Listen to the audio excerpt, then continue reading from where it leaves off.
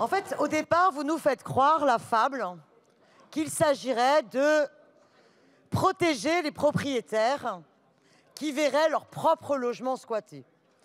Ensuite, tout le monde aura compris que cette fable-là n'existe pas parce qu'il y a déjà, dans ce texte de loi, parce qu'il y a déjà un cadre législatif pour ces cas-là.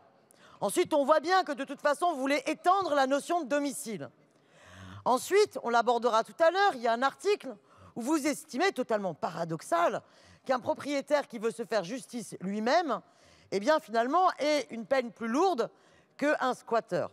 Juste, c'est pas du tout paradoxal parce qu'en fait, il est normal dans notre droit qu'on ait toujours mis une peine plus forte à quelqu'un qui ne respecte pas l'état de droit et qui porte atteinte à des personnes par rapport à quelqu'un qui se loge en survie.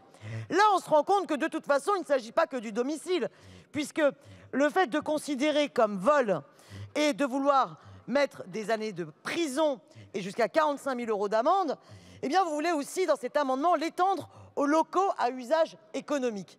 Donc, on voit bien que votre logique est sans fin.